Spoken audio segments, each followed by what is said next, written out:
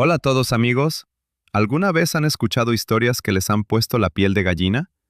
A veces, la vida puede tener tramas más sorprendentes que cualquier película.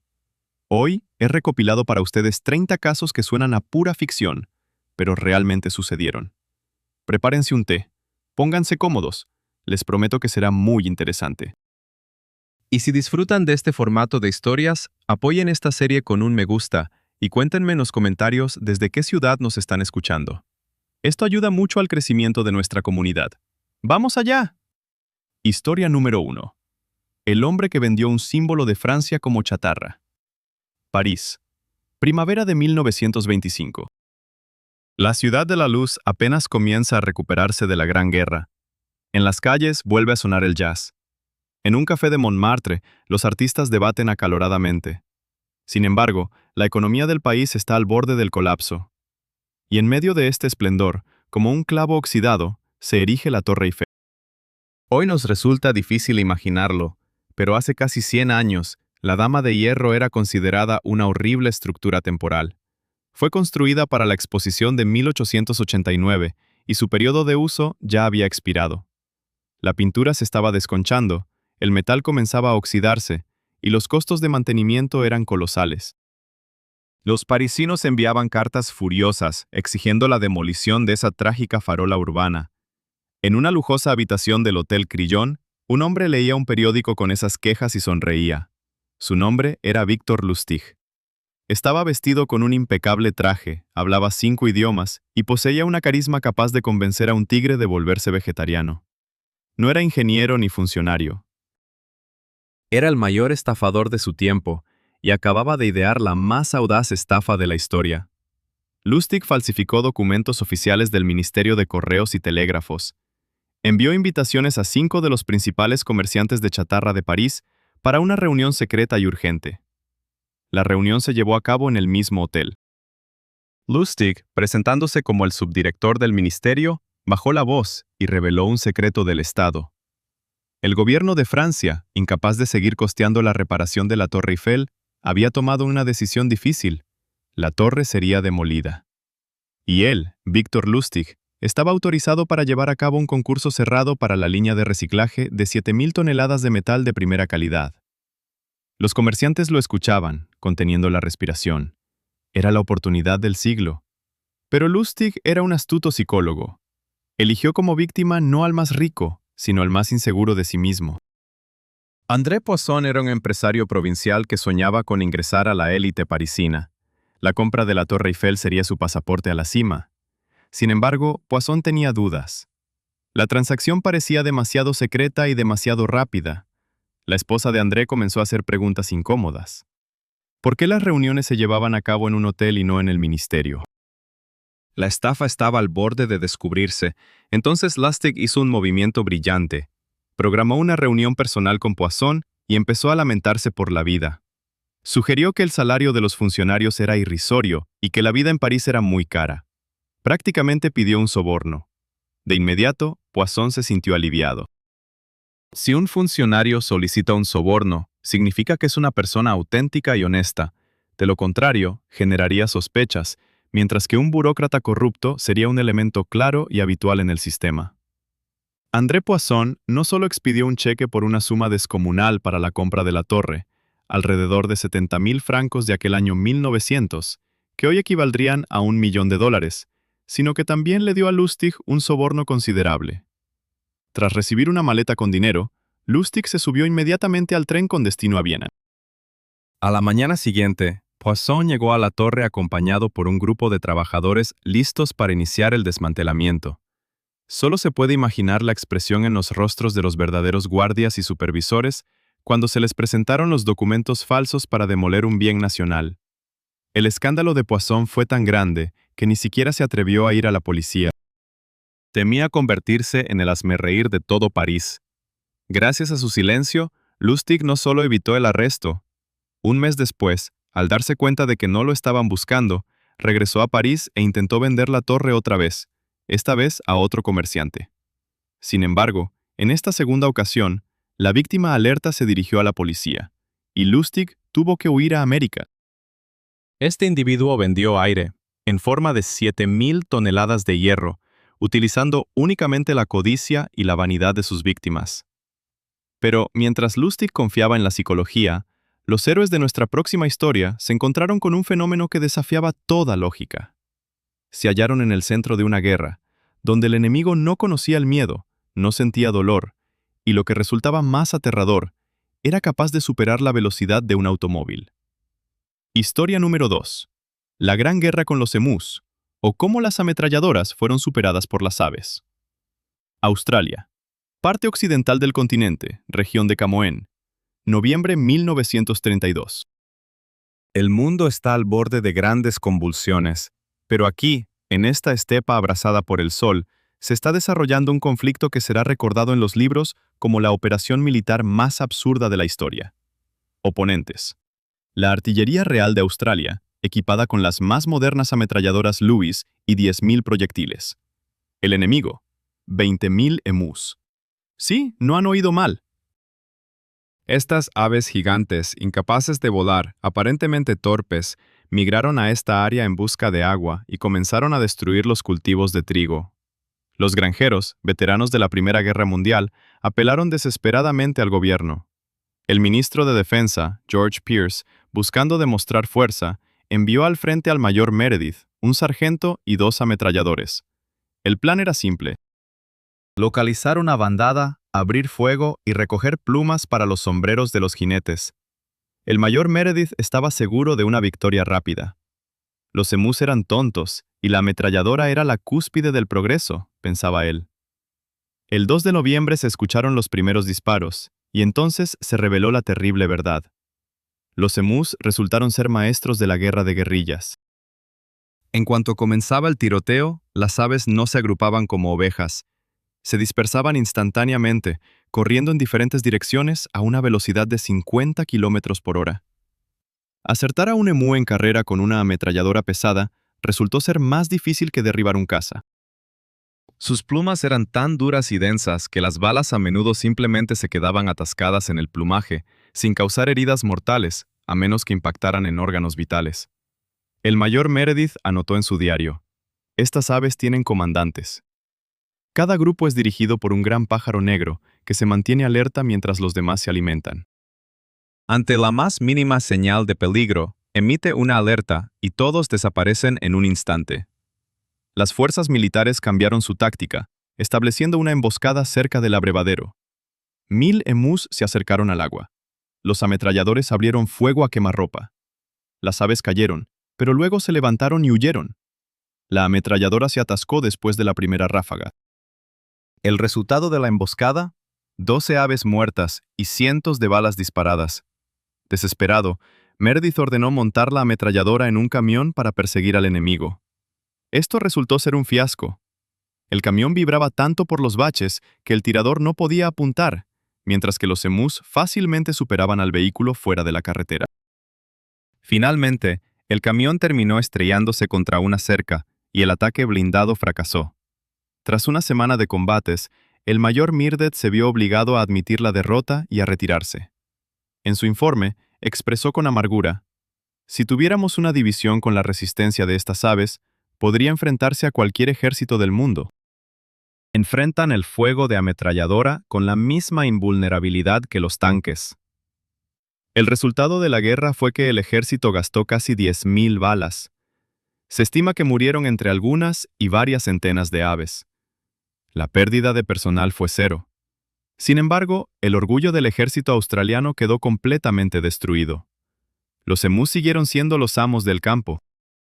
Los agricultores tuvieron que construir cercas por su cuenta, en una técnica que resultó ser más efectiva que la artillería. Esta historia nos enseña que la naturaleza no puede ser dominada por la fuerza bruta. En cambio, el héroe de nuestra siguiente historia intentó vencer a la naturaleza con astucia. Decidió robar una isla entera, literalmente cavando con una pala, para crear su propio estado, donde las leyes se dictarían según su locura. La historia número 3. Una república construida sobre arena y audacia. Océano Pacífico, al sur de las Islas Tonga, 1971. El millonario estadounidense Michael Oliver, quien había amasado una fortuna en la venta de bienes raíces y monedas, se cansó de los impuestos y del control gubernamental. Era un libertario convencido y soñaba con un lugar sin Estado. Dado que no quedaban tierras libres en el mapa del mundo, decidió crear las suyas. Oliver encontró el arrecife de Minerva, dos formas de herradura de coral que permanecían sumergidas durante la marea alta. Tierra de nadie. Ningún estado reclamaba derechos sobre ella, ya que solo era un peligroso banco de arena en medio del océano. Oliver contrató una barcaza con arena de Australia. Montones de arena fueron vertidos en los arrecifes, elevándolos por encima del nivel del mar. En este pequeño trozo de tierra artificial, plantó una bandera y proclamó la creación de la República de Minerva. Emitió su propia moneda, el dólar de Minerva, imprimió pasaportes y envió cartas a líderes de 100 países solicitando reconocimiento. Prometió la ausencia de impuestos, plena libertad empresarial y un paraíso para los inversores. El mundo se rió de él, pero el reino vecino de Tonga tomó el asunto en serio. El rey de Tonga, Taufaha Tupu I, era un hombre imponente tanto en estatus como en tamaño. Pesaba alrededor de 200 kilogramos. Observó el mapa y decidió que no toleraría una base de contrabandistas en su vecindad. En junio de 1972, el rey personalmente lideró una expedición militar. La flota de Tonga, compuesta por un yate real, un bote de desembarco y un remolcador, se aproximó a Minerva. A bordo se encontraba el propio rey, la Orquesta Nacional y un grupo de prisioneros que asumieron el papel de infantería marina. La batalla por la República de Minerva fue breve. El presidente Oliver y su gobierno estaban prudentemente ausentes. Los soldados tonganos, provenientes de Sequia, desembarcaron en la arena, bajaron la bandera de Minerva y izaron la bandera de Tonga. La orquesta, de pie hasta las rodillas en el agua, tocó solemnemente el himno nacional. El rey declaró que los arrecifes eran territorio del reino. Michael Oliver intentó presentar una protesta en la ONU, pero nadie defendió al castillo de arena. Años después, la naturaleza completó la labor del rey.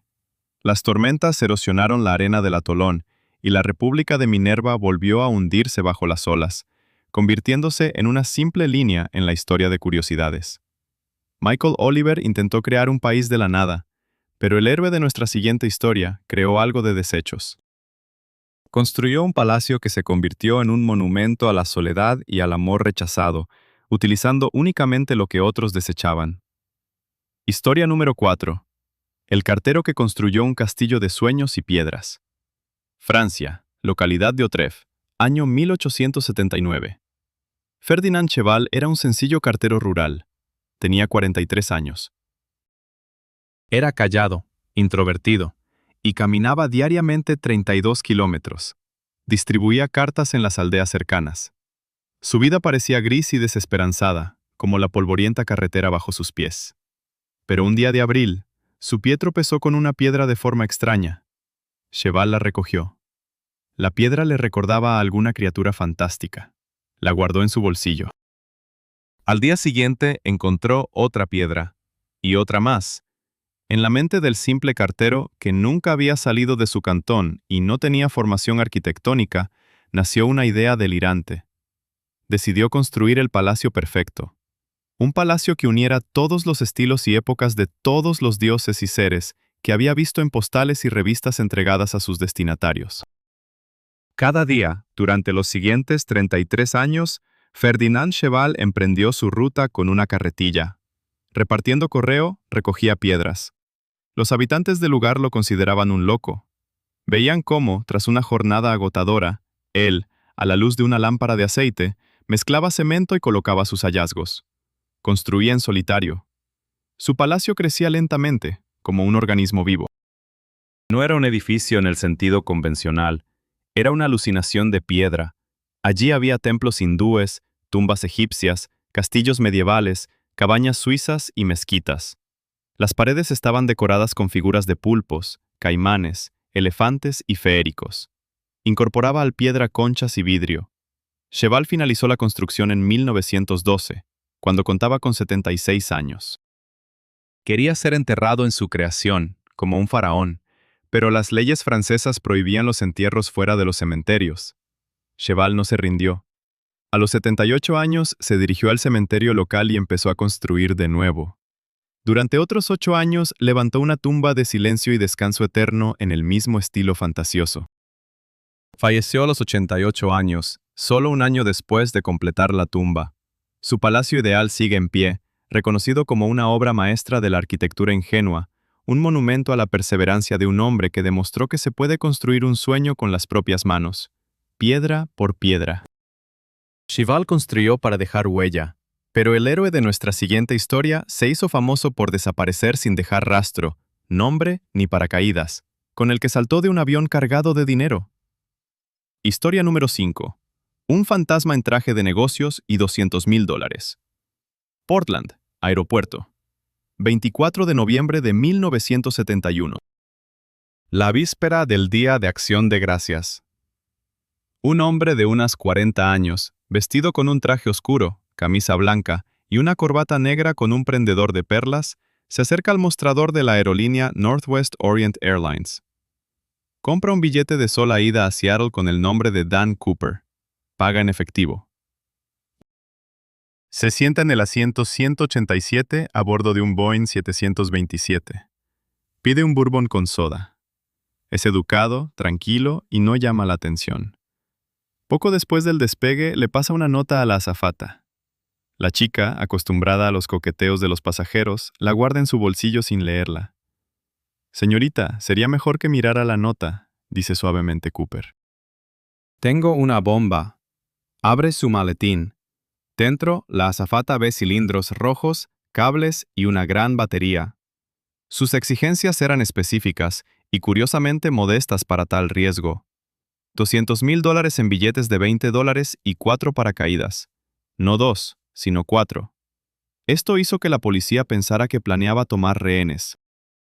El avión dio vueltas sobre Seattle, mientras en tierra se reunían el dinero y los paracaídas. Cooper no estaba nervioso.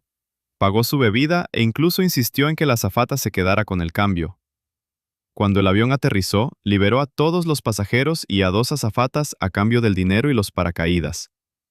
A bordo quedaron los pilotos, el ingeniero de vuelo y una azafata.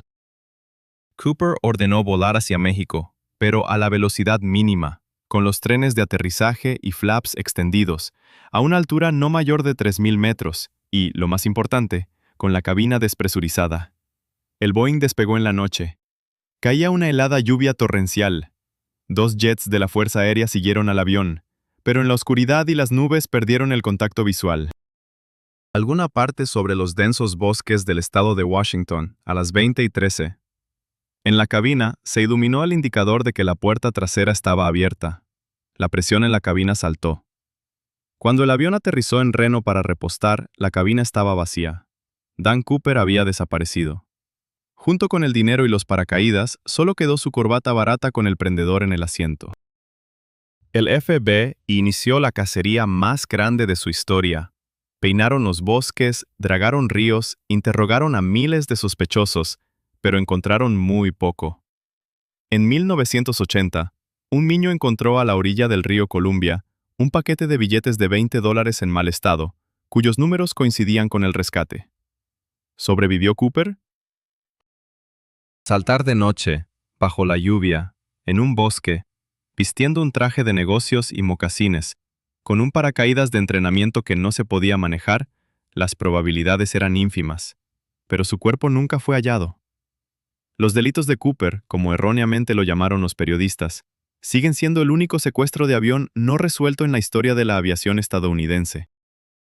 Cooper dio un paso al vacío y se convirtió en leyenda.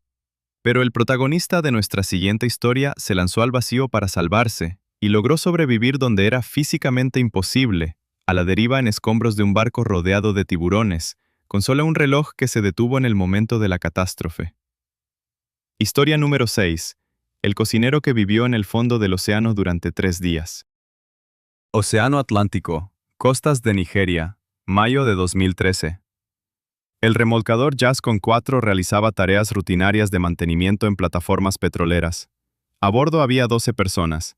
Entre ellas se encontraba Harrison Okie, un cocinero de 29 años. A las 4:30 de la mañana, cuando la mayoría de la tripulación dormía, se desató una tormenta. Una ola gigante volcó la embarcación. El remolcador comenzó a hundirse rápidamente. Harrison se encontraba en el baño. Esto lo salvó de una muerte instantánea en su camarote, pero no de la pesadilla. El barco se dio vuelta y se hundió a una profundidad de 30 metros. El agua, rugiendo, llenaba los pasillos.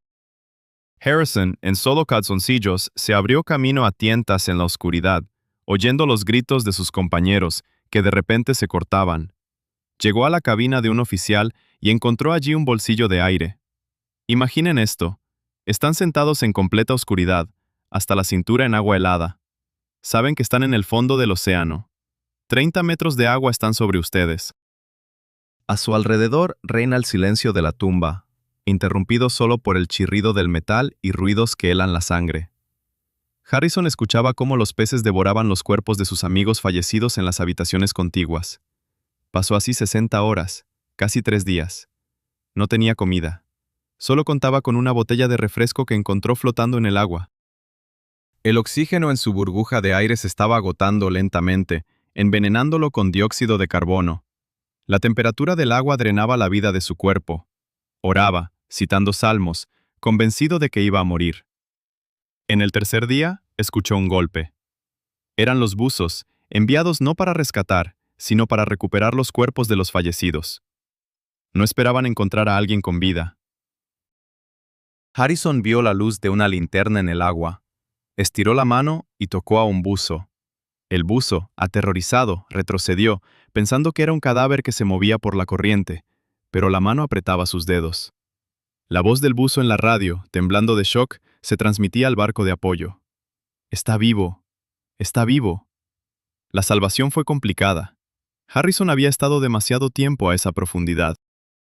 Si lo hubieran rescatado de inmediato, habría muerto de enfermedad por descompresión. Su sangre habría hervido por el nitrógeno. Le pusieron un casco, lo trasladaron a una campana de buceo y luego pasó otros 2 días en una cámara hiperbárica en la superficie, atravesando la descompresión. Harrison O'Keefe se convirtió en el único sobreviviente de las 12 personas a bordo. Su supervivencia en el bolsillo de aire a tal profundidad durante tanto tiempo fue calificada por los médicos como un milagro fisiológico. Nunca regresó al mar, cambiando su ocupación a cocinero en tierra. Harrison logró escapar de la trampa bajo el agua, pero el héroe de nuestra siguiente historia se metió voluntariamente en una trampa de hielo y nieve, emprendiendo una expedición en solitario hacia el Polo Norte para demostrar que el hombre puede sobrevivir alimentándose solo de chocolate y fe en sí mismo. Historia número 7. El médico que se dirigió al Polo Norte en solitario. Ártico. Desierto blanco donde el horizonte se fusiona con el cielo y la brújula se vuelve loca. 6 de marzo de 1986. El médico francés Jean-Louis Etienne se encuentra al borde de un campo de hielo en el norte de Canadá. Ante él se extienden 1000 kilómetros de hielo a la deriva hasta el Polo Norte. Nadie antes había alcanzado el podo en solitario, sin perros y sin apoyo externo en forma de suministros aéreos. Etienne tiene 40 años. No es un explorador polar profesional. Es un médico especializado en medicina deportiva y nutrición. Su expedición es un experimento científico sobre su propio cuerpo y mente. Arrastra un trineo que pesa 50 kilogramos, donde lleva una tienda de campaña, un saco de dormir, una estufa y comida. Su dieta está calculada al gramo, pero es escasa y muy específica. No incluye carne.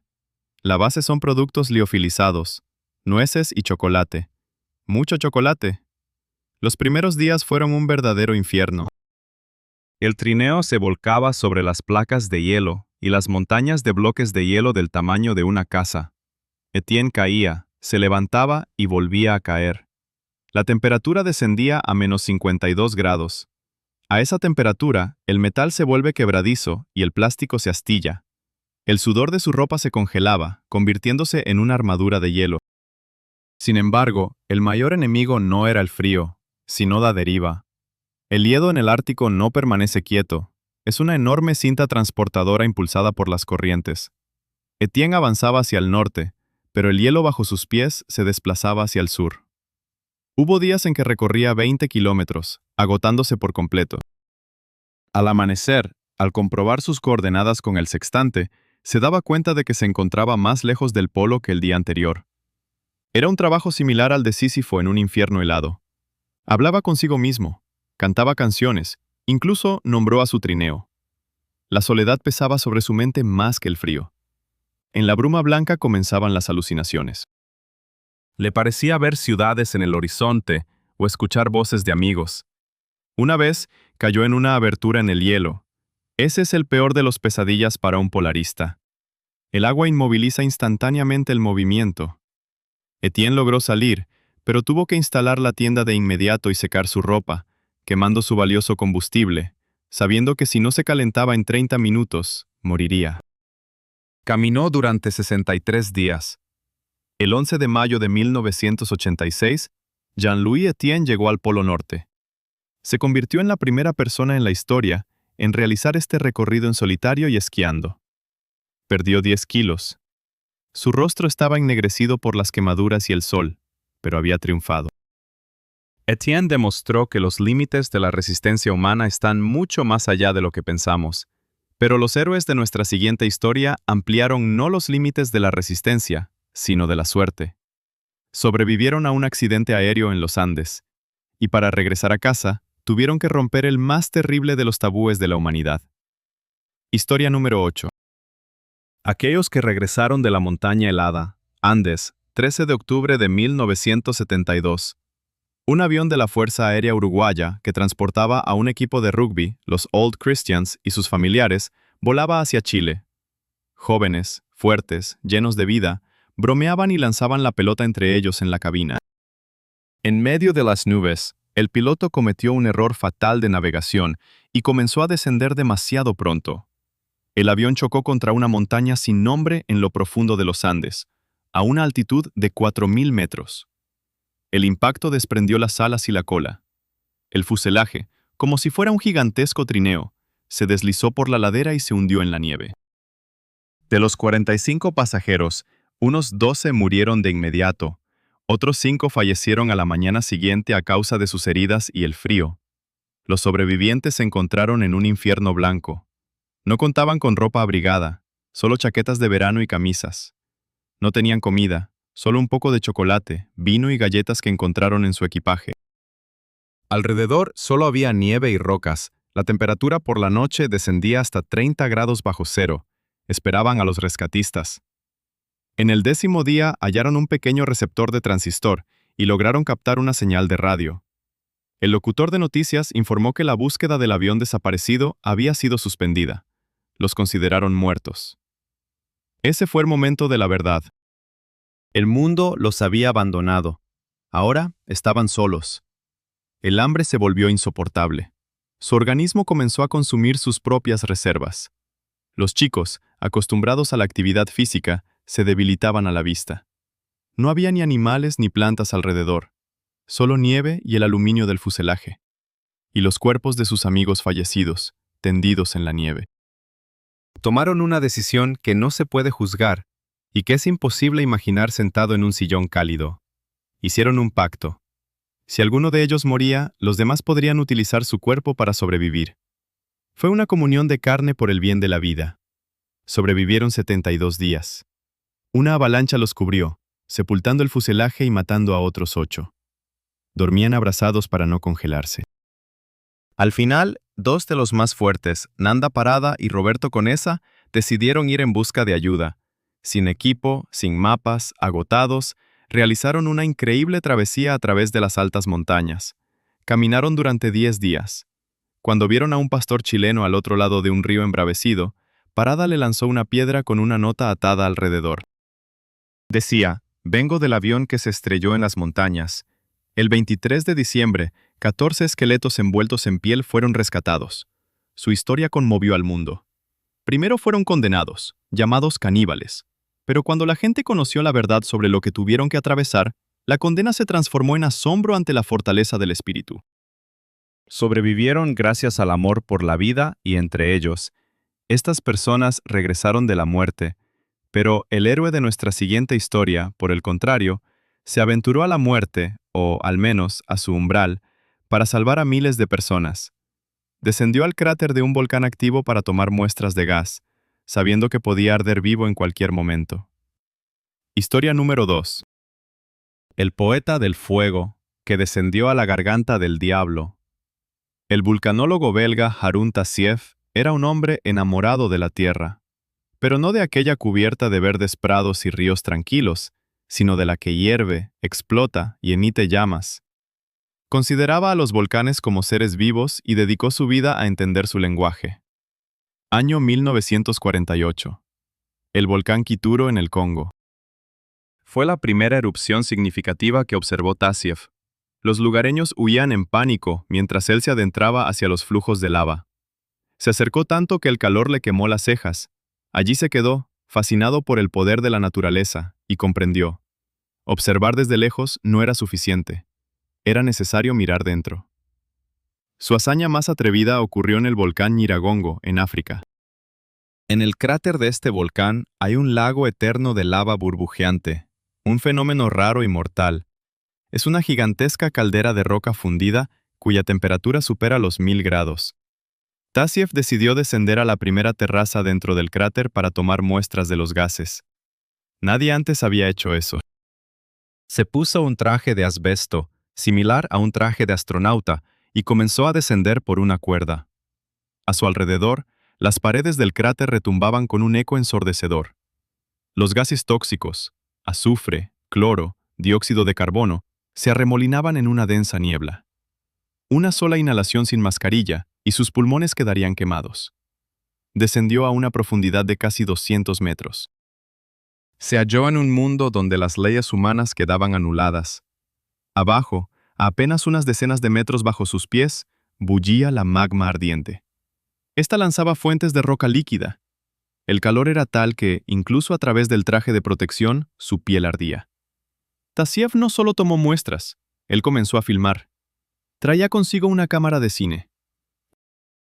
Capturó el baile del fuego desde una distancia que ningún ser humano había visto jamás. Se mantuvo al borde de un saliente, mientras a su alrededor caían bombas y fragmentos de lava solidificándose.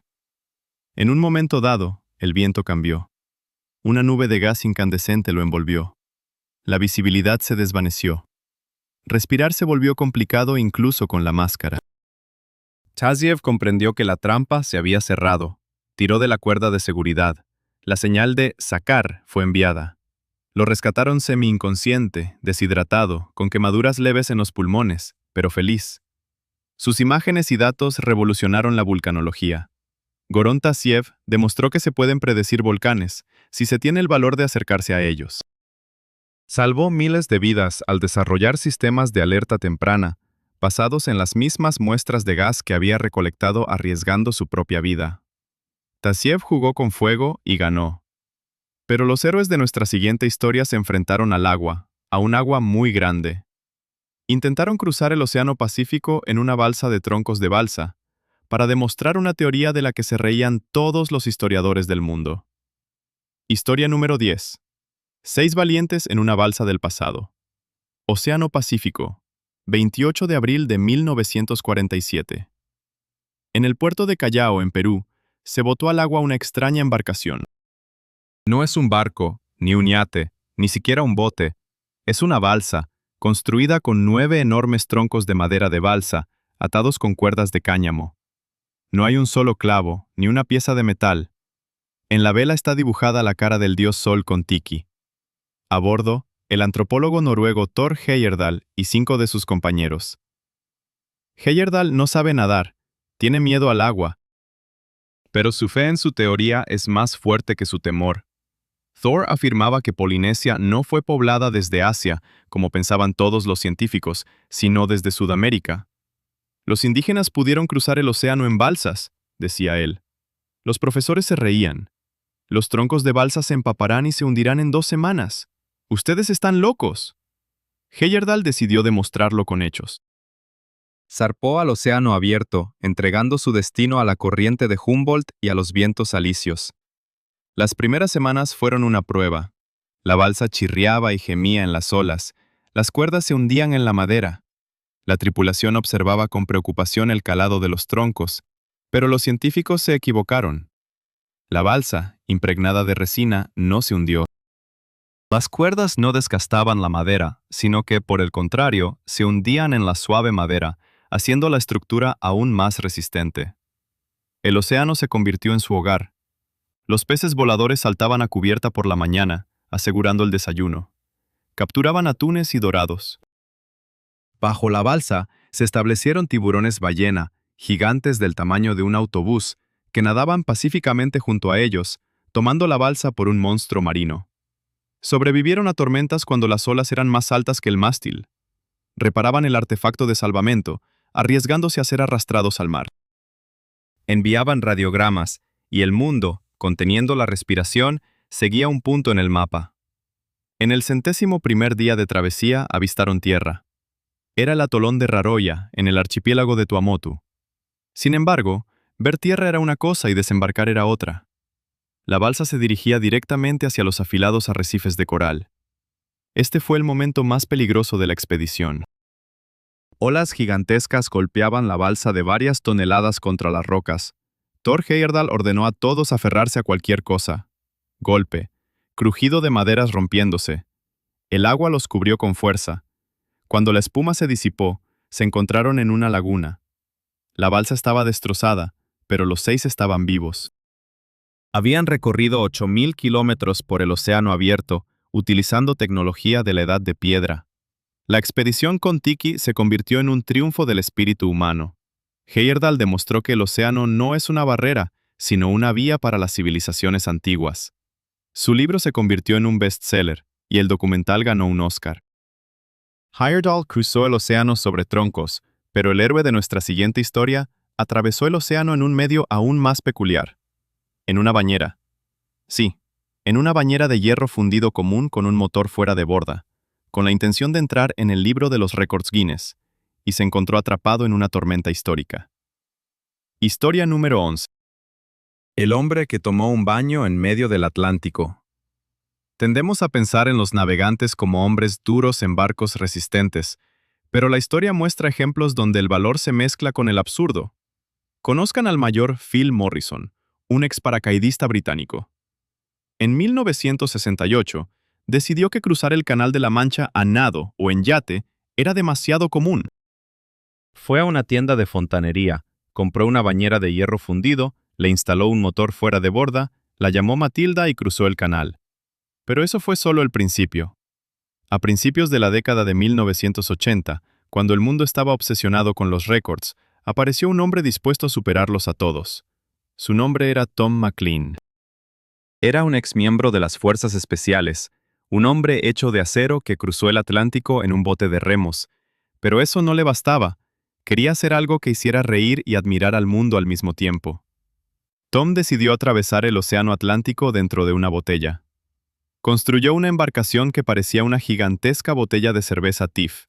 Su longitud era de 11 metros. Dentro estaba apretado, hacía calor, y se mareaba incluso en aguas tranquilas. La forma de la botella hacía que la embarcación fuese extremadamente inestable. Con una ola lateral, rodaba como un tronco. En 1990, Tom McLean zarpó de Nueva York. Su destino era Falmouth, en Inglaterra. Este viaje fue un tormento. La botella no cortaba las olas, sino que se estrellaba contra ellas. Tom estaba constantemente con ropa mojada. Dentro del casco resonaba un estruendo amplificado por la forma de la embarcación. Tenía que sujetarse a su litera para no ser lanzado por la cabina. Durante una tormenta, una noche, un huracán lo golpeó. La botella volcó. Tom se encontró dentro de una gigantesca sonaja, volando boca arriba en la oscuridad profunda del océano. Pero gracias al centro de gravedad desviado, el pesado quil se mantuvo estable. La embarcación, como un muñeco de viento, se enderezó. Tom perdió la comunicación. Se le acabaron los alimentos frescos. Se alimentaba con conservas y bebía agua desalada. Hablaba con las gaviotas. A través de 37 días de soledad y de un vaivén que habría nauseado a un astronauta, una botella amarilla llegó al puerto de Falmouth. Tom McLean desembarcó, tambaleándose, pero sonriendo. Se convirtió en la única persona en la historia que cruzó el océano en un barco diseñado para el té de un gigante. Este individuo transformó lo absurdo en una hazaña, pero el héroe de nuestra próxima historia logró un acto que durante mucho tiempo fue considerado un delito. Salvó 669 niños de los campos de exterminio nazis, organizando trenes de vida, y mantuvo silencio al respecto durante 50 años. Historia número 12. Un corredor de bolsa que derrotó a la Gestapo. Londres. Diciembre de 1938. Nicholas Winton, un corredor de bolsa de 29 años, planeaba ir a Suiza a esquiar.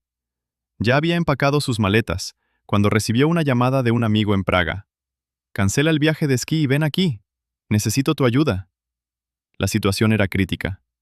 Winton llegó a Praga y se encontró con el horror. La región de los Sudetes ya había sido anexada por la Alemania nazi. Miles de refugiados, principalmente judíos, vivían en campamentos en condiciones inhumanas, a la espera de la inevitable invasión de Hitler en el resto de Checoslovaquia. El mundo miraba hacia otro lado, pero Winton no pudo. Comprendió que no sería posible salvar a los adultos. Los países se negaban a acoger a los refugiados. Sin embargo, Gran Bretaña acordó recibir a los niños de hasta 17 años, siempre que se depositara una fianza de 50 libras por cada uno y se encontrara una familia de acogida. Winton convirtió su habitación en el Hotel Europa en un cuartel general. Durante el día trabajaba en la bolsa y por las noches redactaba cientos de cartas, implorando a desconocidos británicos que acogieran a los niños checos. Falsificaba visas, sobornaba a funcionarios y hacía arreglos con los conductores de trenes. La Gestapo lo monitoreaba. Riesgaba su vida a diario en Praga. El primer tren con niños partió el 14 de marzo de 1939, un día antes de que los tanques alemanes entraran en Praga. En los siguientes 5 meses, Winton organizó otros 7 trenes. Era una carrera contra el tiempo y la muerte. Los padres empujaban a sus bebés llorosos a través de las ventanas de los vagones, comprendiendo que era la última vez que los verían. En los cuellos de los pequeños colgaban etiquetas con números. El tren más grande debía salir el 1 de septiembre de 1939, con 250 niños a bordo. Pero esa mañana comenzó la Segunda Guerra Mundial. Las fronteras se cerraron y el tren no partió. Casi todos aquellos niños murieron en los campos de concentración. Esta fue la mayor pena de Winton hasta el final de sus días. Sin embargo, 669 niños fueron salvados. Crecieron en Gran Bretaña, convirtiéndose en médicos, científicos, políticos y directores. Entre ellos se encontraba Carl Rice, el director de La mujer del teniente francés. Lo más sorprendente de esta historia es el silencio. Tras la guerra, Nicholas Winton no contó a nadie sobre su heroísmo, ni siquiera su esposa Greta conocía los detalles. El secreto salió a la luz solo en 1988. Después de 50 años, Greta encontró en el desván un viejo álbum con fotos de los niños, listas de nombres y cartas. Le preguntó a su esposo de qué se trataba. Nicholas simplemente se encogió de hombros. «Es lo que hice antes de la guerra». Greta llevó el álbum a los periodistas. Winton fue invitado a un programa de la BBC llamado La vida de Deathad. Se sentó en la primera fila, pensando que solo era un espectador. La presentadora abrió el álbum y comenzó a leer. «Hay alguien en este salón cuyo nombre figura en esta lista. Vera Gissing. Por favor, levántense». La mujer que se encontraba sentada junto a Winton se puso de pie y lo abrazó. Luego la anfitriona preguntó, «¿Hay alguien más en esta sala que deba su vida a Nicholas Winton?» Y entonces se levantó todo el auditorio. Decenas de personas, algunas de ellas con lágrimas en los ojos. Eran esos mismos niños. Los niños de Winton. Nicholas Winton, el hombre que salvó una generación, lloraba en silencio, secándose los ojos con los dedos. Vivió 106 años, dejando tras de sí no solo un recuerdo, sino también 6,000 descendientes de aquellos que él había salvado. Winton rescató a los niños de la guerra, pero el héroe de nuestra próxima historia se salvó a sí mismo de la guerra, viviendo en la torre de una catedral durante 100 días, alimentándose de palomas y agua de lluvia, mientras afuera se libraban batallas por su ciudad. Historia número 13. El hombre que vivió por encima de la guerra. Italia, la ciudad de Cassino, 1944. Abajo se libra una de las batallas más sangrientas de la Segunda Guerra Mundial. Los aliados asaltan la línea Gustav. Los alemanes defienden con fanática obstinación. La ciudad se ha convertido en ruinas. Del famoso monasterio de Montecassino solo quedan polvo y piedras. Pero en medio de este infierno, Hay un lugar al que la muerte no ha llegado, la media derruida torre de la iglesia de San Juan. Allí, en una pequeña plataforma bajo la campana, se esconde un hombre. Su nombre es Antonio. Antonio no es un soldado, es el tonto del pueblo, el loco de la ciudad, al que antes de la guerra todos lamentaban y alimentaban. Cuando comenzaron los bombardeos, todos los habitantes huyeron o murieron. Antonio, en su pánico, se trepó al lugar más alto que conocía, a la torre. La explosión destruyó la escalera que conducía hacia abajo. Antonio quedó atrapado a una altura de 30 metros. Abajo, en las calles, pasaban tanques y resonaban explosiones. Los soldados se mataban entre sí en combates cuerpo a cuerpo. Y arriba, en su nido de piedra, Antonio vivía su extraña vida. Se convirtió en el fantasma de Casino. Los francotiradores de ambos bandos veían movimiento en la torre, pero no disparaban. Al principio pensaron que era un observador, pero Antonio se comportaba de forma demasiado extraña. Agitaba los brazos a las aves, bailaba al son del estruendo de la artillería y dormía en posición fetal al borde del abismo. Los soldados, agotados por la guerra, comenzaron a considerarlo un talismán, el espíritu de esta ciudad muerta. El problema era la comida. Antonio no tenía provisiones, pero tenía vecinos, palomas que también se escondían en la torre. Antonio las atrapaba con sus manos desnudas. Bebía agua de lluvia que se acumulaba en las hendiduras de las viejas piedras. Sobrevivió allí durante 105 días. Cuando los aliados finalmente tomaron la ciudad y los soldados polacos levantaron la bandera sobre las ruinas del monasterio, escucharon un débil grito desde arriba. Los ingenieros construyeron una escalera de cuerda y rescataron a Antonio. Estaba exhausto, sucio, con barba, pero vivo y sonriendo. En sus bolsillos encontraron una colección de fragmentos de proyectiles que había recolectado como si fueran joyas. Para él, la guerra era simplemente una tormenta muy ruidosa que había que aguantar. Antonio, el hombre que el mundo consideraba loco, resultó ser el más sensato de todos. Encontró la única manera de sobrevivir donde decenas de miles de personas normales habían muerto. Antonio sobrevivió gracias a la altura, pero los héroes de nuestra próxima historia sobrevivieron gracias a la profundidad y la oscuridad. Eran mineros, atrapados bajo tierra durante 2 semanas, y comieron polvo de carbón para engañar al hambre, mientras los rescatistas perforaban la roca al azar. Historia número 14. El milagro del Lenge o la llamada del más allá. Alemania, 24 de octubre de 1963. Una mina de mineral de hierro en Lande. Una jornada nocturna habitual. 129 mineros están bajo tierra, extrayendo mineral para el milagro económico alemán. A las 20 horas ocurrió lo que teme cada minero. Se rompió el embalse de agua. 500.000 metros cúbicos de un lodo helado, mezclado con barro y piedras, inundaron los pozos de la mina. La fuerza del torrente fue tal que arrancó vigas de acero y aplastó los vagones. 79 personas lograron salir a la superficie en las primeras horas. Los demás quedaron atrapados. La operación de rescate comenzó de inmediato, pero las esperanzas se desvanecían con cada hora. Una semana después, el 1 de noviembre, la dirección de la mina declaró un acto de duelo. Se anunció oficialmente que no había vivos bajo tierra. La ventilación no funcionaba. El agua había inundado todas las cavidades conocidas. Pero, en realidad, en la zona letal, en un pequeño bolsillo de aire a 60 metros de profundidad, se encontraban 21 personas. Estaban en completa oscuridad. El agua les llegaba al cuello y el aire se hacía cada vez más escaso. No tenían comida. Masticaban correas de cuero y chupaban la condensación de las paredes. Para no enloquecer, cantaban himnos religiosos y se turnaban para contar historias sobre lo que cenarían una vez que salieran. El 3 de noviembre, 10 días después del desastre, 3 mineros se atrevieron a dar un paso desesperado. Se lanzaron al agua helada, intentando nadar por el túnel inundado hacia la salida. No regresaron. Quedaron 11. En la superficie, a pesar de la lógica y las órdenes de detener las operaciones, un grupo de ingenieros decidió perforar un último pozo de control en un lugar que se denominó El Viejo Hombre, una galería abandonada. La probabilidad de que hubiera alguien allí era de 1 en 1.000.000. La broca atravesó la roca y se hundió en el vacío. Los ingenieros bajaron un micrófono y de repente, a través de las interferencias estáticas, se escuchó un golpe. Toc, toc, toc. Luego, una débil voz. Aquí hay 11 personas. Estamos vivos. Ayúdennos. Alemania se paralizó. Esto fue denominado el milagro de Lenge. El canciller Ludwig Erhard interrumpió el trabajo del gobierno.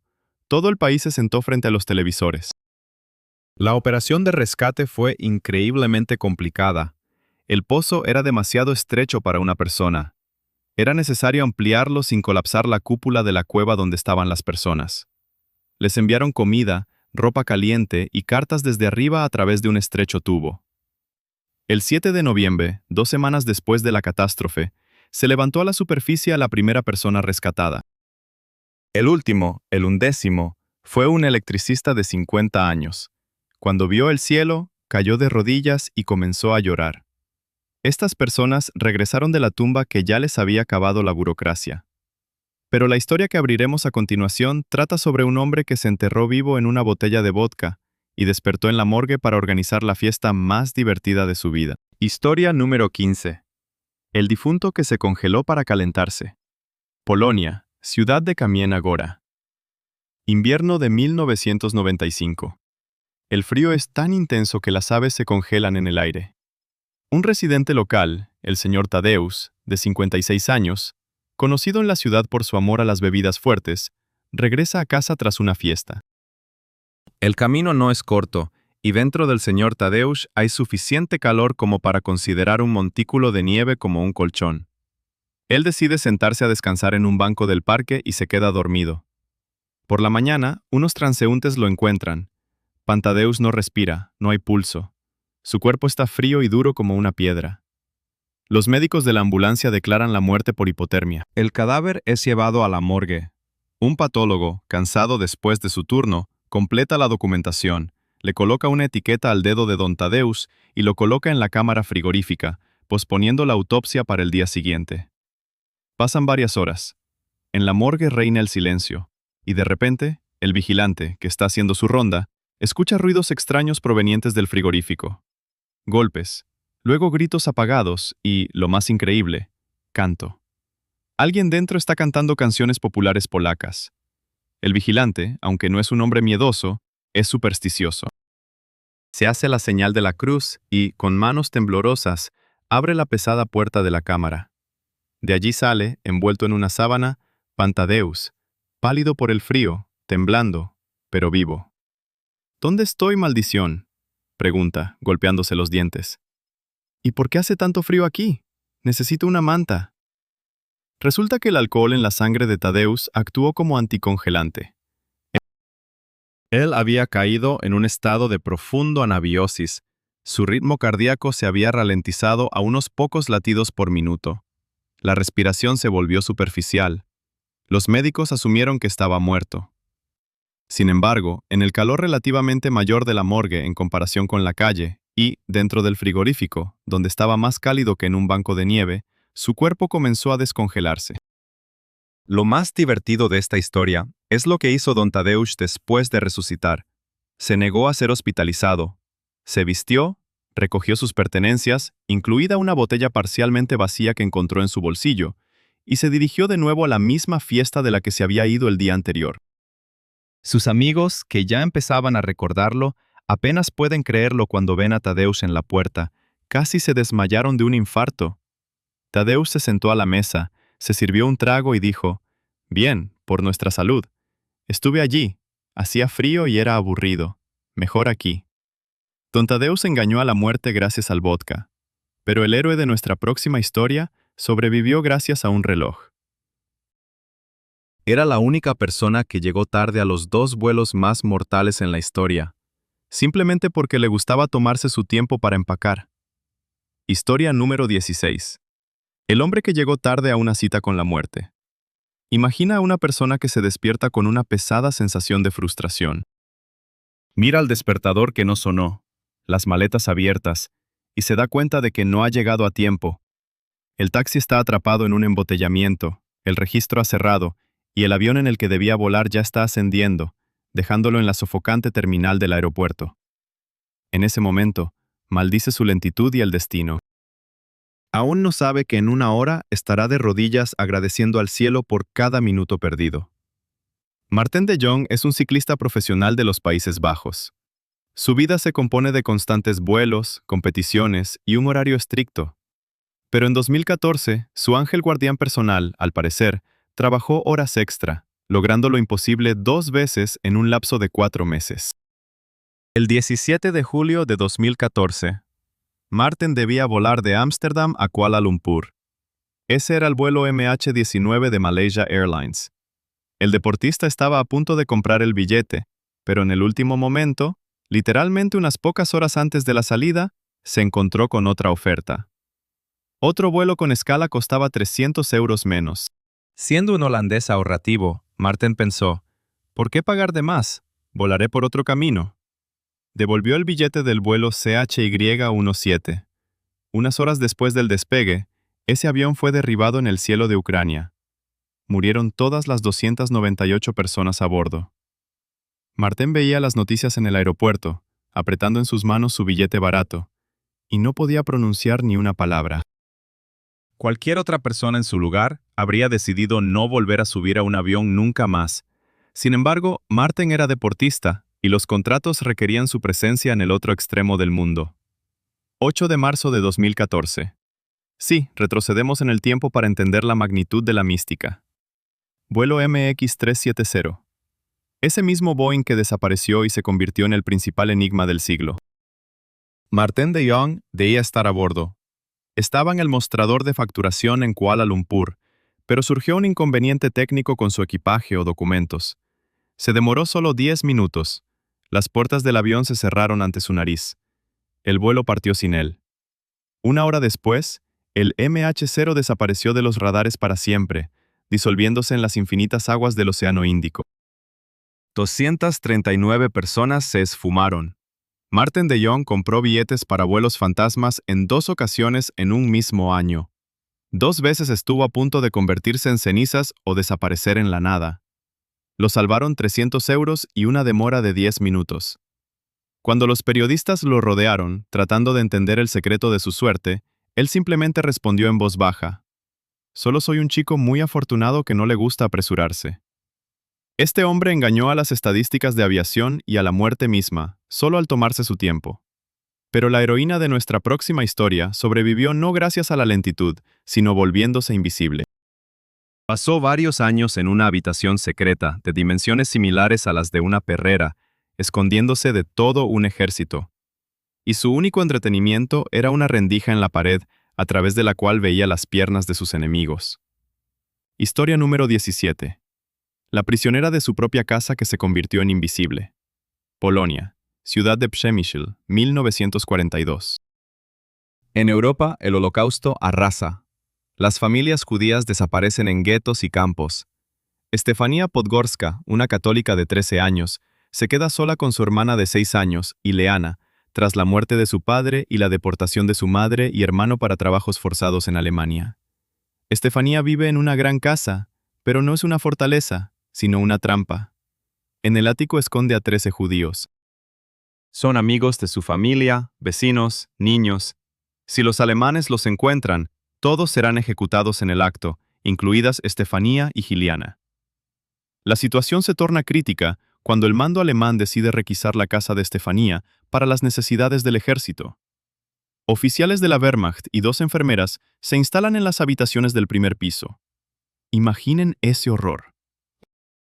En el primer piso viven nazis, que comen, ríen, limpian armas, mientras que justo encima de ellos, en el ático, en completo silencio, hay 13 personas condenadas. Estefanía es una adolescente que lleva sobre sus hombros 15 vidas.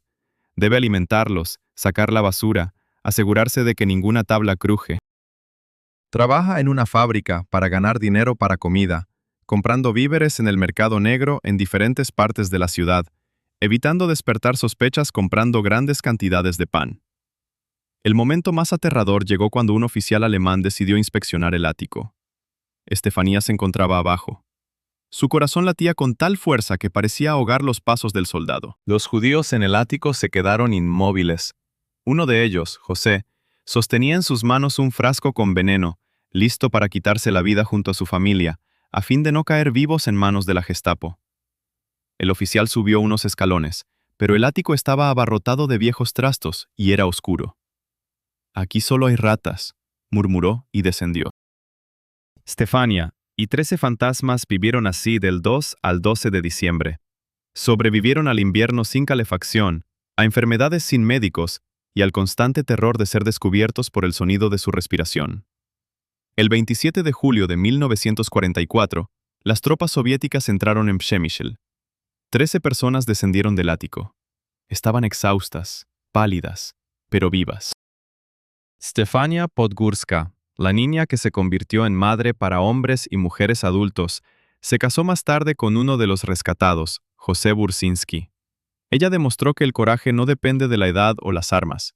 A veces, el valor es simplemente la habilidad de mantenerse en silencio y llevar pan bajo la nariz del enemigo. Stefania escondió a las personas en el ático. Pero el héroe de nuestra próxima historia se ocultó en un lugar aún más inusual. Vivió 18 años en la terminal del aeropuerto de París Charles de Gaulle, convirtiéndose en un hombre sin patria, sin documentos, pero con su sofá rojo y una fama mundial. Historia número 18. Ciudadano de la nada. Rey de la terminal número 1. París. Aeropuerto Charles de Gaulle. Agosto de 1988. Mahran Karami, de Siria. Un refugiado iraní expulsado de su país por protestas contra el Shah llegó a Francia. Su destino era el Reino Unido, donde esperaba encontrar a su madre. Pero en el camino le robaron la maleta con sus documentos. Sin pasaporte no pudo entrar en Londres. Las autoridades británicas lo pusieron en el vuelo de regreso a París, pero tampoco pudo entrar a Francia sin documentos. Mahran se encontró en un agujero negro legal. Estaba en la zona de tránsito de la Terminal 1. Este es un territorio neutral. Formalmente uno ya no está en el avión, pero tampoco en Francia. La policía no podía arrestarlo ya que había ingresado legalmente, pero tampoco podía liberarlo en la ciudad. Le dijeron, espere hasta que resolvamos el asunto. Se sentó en un banco de plástico rojo cerca de una pizzería y permaneció allí durante 18 años. Mahran, a quien el personal apodó Sir Alfred, convirtió unos cuantos metros cuadrados de la terminal en su hogar. Dormía en el banco, se lavaba en el baño público antes de la llegada de los primeros pasajeros, siempre impecablemente limpio y afeitado, y se alimentaba de los vales de comida que le otorgaban los empleados del aeropuerto. Sus días transcurrían de manera monótona. Leía periódicos, escribía un diario que contaba con miles de páginas y observaba el flujo de personas. Millones de pasajeros pasaron junto a él. Las modas, presidentes y monedas cambiaron. El franco fue reemplazado por el euro, mientras que Sir Alfred se mantenía como una constante inmutable de la terminal. Se convirtió en una atracción local. Los médicos del aeropuerto cuidaban de su salud. Los limpiadores no tocaban sus cajas con pertenencias. Los abogados lucharon durante años por su estatus. Lo más sorprendente ocurrió en 1999. Bélgica y Francia finalmente acordaron otorgarle documentos de refugiado. El abogado llegó a él con una noticia alegre. «Alfred, eres libre, puedes salir». Sin embargo, Mahran se negó a firmar el documento. Tras años de aislamiento, su psique había cambiado. El terminal se había convertido en su mundo, su caparazón seguro. El vasto mundo lo atemorizaba. Afirmó que no era el iraní Mahran en Siria, sino el ciudadano británico Sir Alfred, y exigió documentos para este nombre ficticio. Vivió en el aeropuerto hasta 2006, cuando fue hospitalizado debido a una enfermedad. Solo entonces, en la camilla de una ambulancia, salió por primera vez del edificio terminal en 18 años. Steven Spielberg compró los derechos de su historia por $250,000 y realizó la película El Terminal con Tom Hanks. Pero en la película, el protagonista encuentra el amor y una salida. En la realidad, Mahran, que recibió el dinero, no pudo adaptarse a la vida. Vivió en refugios y en 2021 regresó al mismo aeropuerto de Charles de Gaulle, donde falleció en aquel banco que había sido su único hogar. Un hombre que se convirtió en prisionero de su propia libertad de movimiento. Pero el héroe de nuestra próxima historia se volvió un prisionero de la velocidad. Sobrevivió a un accidente en un auto de carreras que se desintegró a 300 km/h, y al despertar, Lo primero que preguntó fue si había ganado la carrera. Historia número 19. El piloto al que partido por la mitad, pero siguió adelante. La pista Donington Park, Reino Unido, abril de 1990. Se lleva a cabo la clasificación de la Fórmula 3000. El joven piloto británico Martin Donnelly se encuentra al volante de su auto de carreras amarillo Lotus. Es talentoso, ambicioso y sueña con la Fórmula 1. En una de las curvas más rápidas de la pista, la suspensión de su vehículo se rompe. El bólido, que avanza a 270 km por hora, se convierte en un proyectil incontrolable. Choca contra un muro de hormigón en un ángulo recto. El impacto fue tan fuerte que el monocasco de fibra de carbono, la cápsula de seguridad que debería proteger al piloto, explotó como si fuera una bolsa de papel. El auto literalmente se desintegró. El motor voló en una dirección, las ruedas en otra, y Martin Donnelly fue expulsado directamente sobre el asfalto. La escena que vieron los comisarios y médicos fue aterradora. El piloto yacía en medio de la pista, sujeto a un trozo del asiento. Su cuerpo estaba en una posición antinatural, semejante a un muñeco de trapo. Una pierna estaba torcida hacia atrás. El casco estaba roto. No respiraba. Su rostro comenzaba a adquirir un tono azulado. El profesor Sid Watkins, médico jefe de la Fórmula 1, llegó al lugar en 30 segundos. Vio que Donnelly estaba muriendo. Comenzó la reanimación en el asfalto, en un charco de combustible y sangre. Sid abrió manualmente las vías respiratorias del piloto y logró que su corazón volviera a latir. Martin sufrió múltiples fracturas en el cráneo, piernas, pelvis, colapso pulmonar y hemorragias internas. Los médicos del hospital le dieron 0 posibilidades de sobrevivir. Ni siquiera intentaron operar sus piernas de inmediato, considerándolo un caso perdido debido a las lesiones cerebrales. Pero Martin Donnelly se negó a morir. Permaneció en coma 7 semanas. Su cuerpo fue reensamblado como un rompecabezas. Los médicos utilizaron placas de titanio, clavos y tornillos. Después de 3 meses despertó. Lo primero que preguntó al ver a Sid Watkins fue, ¿cuándo puedo volver a conducir? Los médicos le dijeron que nunca podría caminar. Martín aprendió a caminar, aunque con una pronunciada cojera. Le dijeron que nunca podría conducir un coche de carreras. Sin embargo, 3 años después, Martin Donnelly volvió a la pista. Por supuesto, su carrera en la Fórmula 1 nunca llegó a comenzar, pero se convirtió en un exitoso director de equipo y mentor de jóvenes pilotos. La fotografía de su cuerpo tendido en la pista sigue siendo considerada una de las imágenes más impactantes en la historia del automovilismo. Pero el mismo Martín la observa con una sonrisa. Fue un mal día en la oficina, pero aún estoy aquí. Danilo sobrevivió al choque contra el concreto, pero el héroe de nuestra próxima historia logró sobrevivir a la caída al agua desde una altura de 75 metros. Se lanzó del puente Golden Gate no por la fama, sino con la intención de morir. Pero el agua se negó a recibirlo.